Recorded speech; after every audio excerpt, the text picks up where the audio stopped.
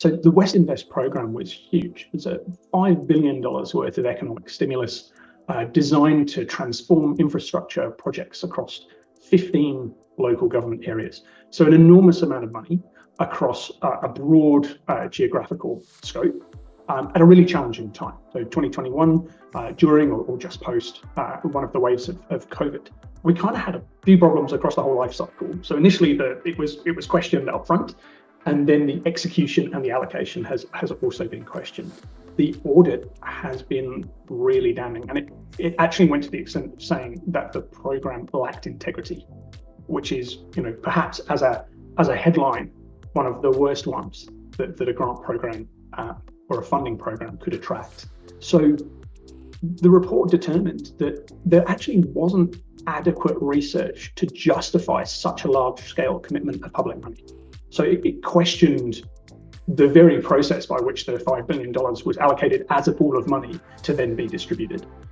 And it said up front, there was no consultation with councils or other stakeholders before announcing the program. So without that consultation, the priorities of those government areas weren't taken into account as that program was designed. It's essential to have that consultation process in place and make sure everybody is aligned before we design these programs in the first place.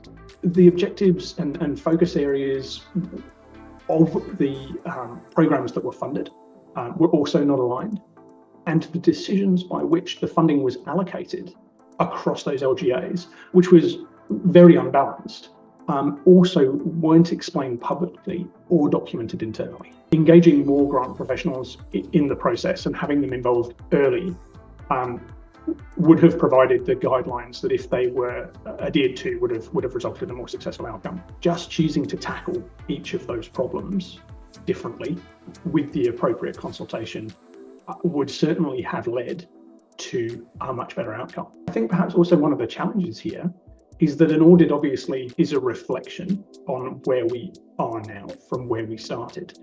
In fact, I think if maybe we were looking at some of those particular programs, we could celebrate their outcomes, and perhaps some of them were incredibly successful and may continue to be, but they've been overshadowed by a process that was poorly executed and poorly managed. And that is the big challenge for most organizations with grant programs. The centralisation of those grant programs, the clarity around them, and the importance of being able to report on progress and status in a meaningful way to stakeholders just maintains their ongoing support and maintains the accountability of the organisation.